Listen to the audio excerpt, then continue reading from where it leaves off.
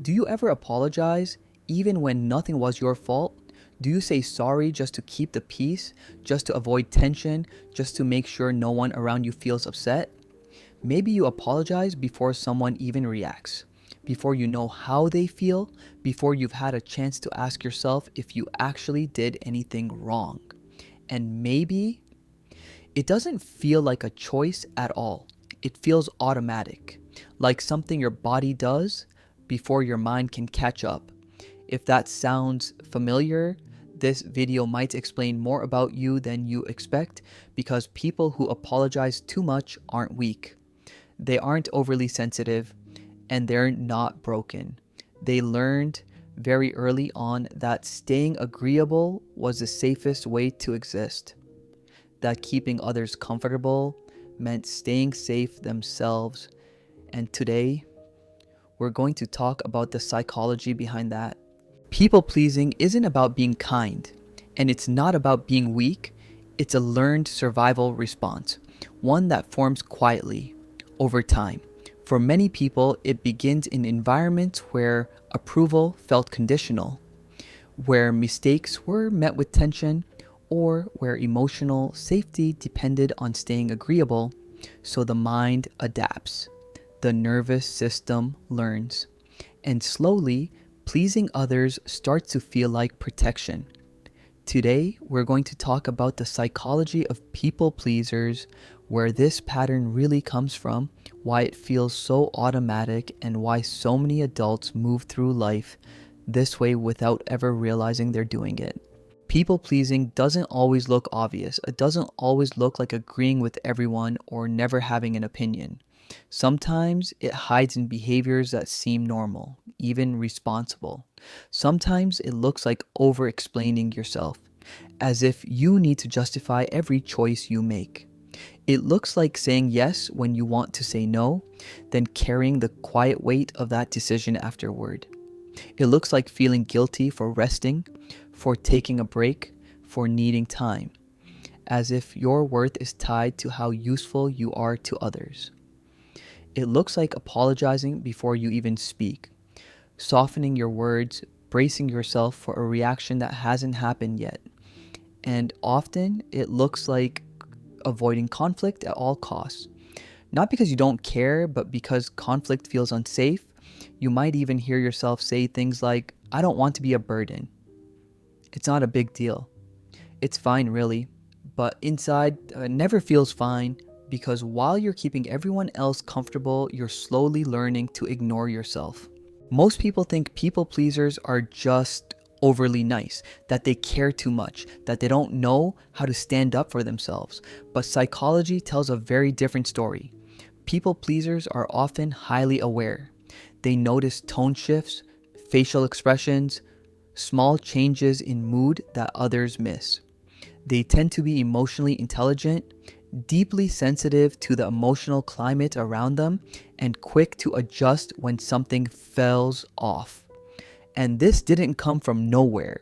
They learned very early that keeping others comfortable was the safest option, that reading the room could prevent conflict, that staying agreeable could protect them from emotional consequences. So, what looks like being too nice on the surface is often a skill learned in survival, not a flaw in character. For many people pleasers, this pattern starts in childhood.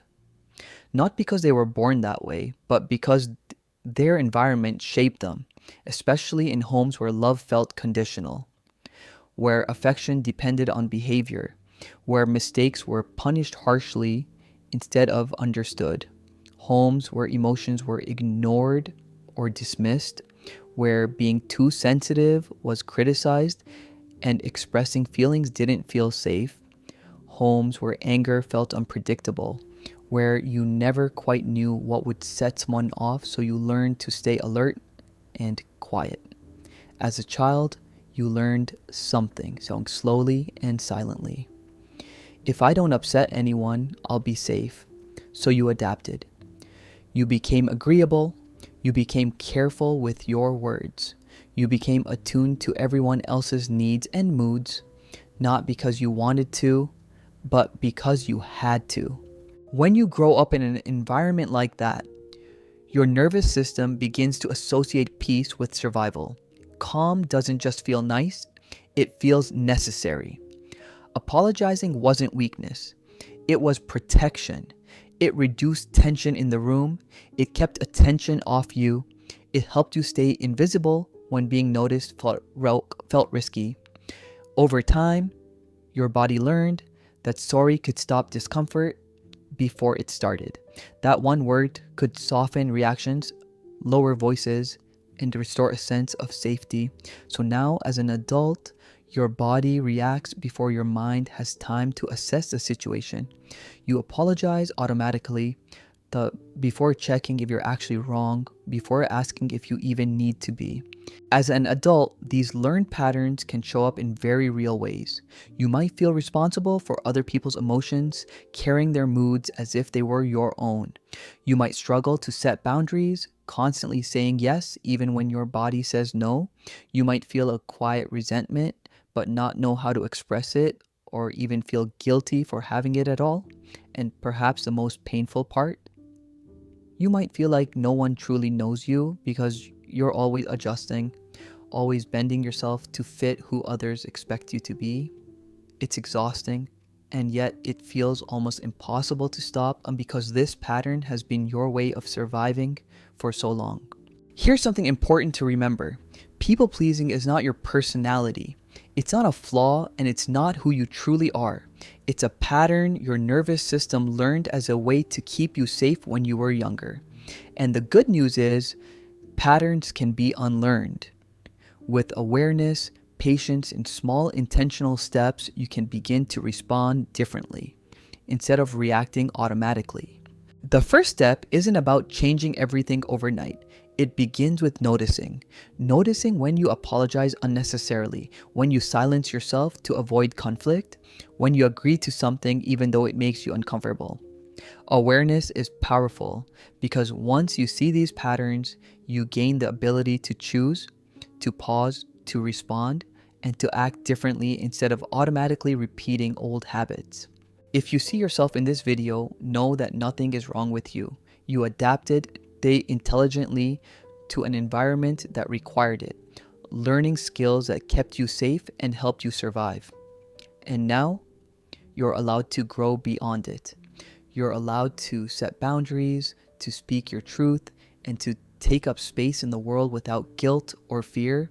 If this video resonated with you, know that you are not alone. Many people share these experiences even if it doesn't always feel that way.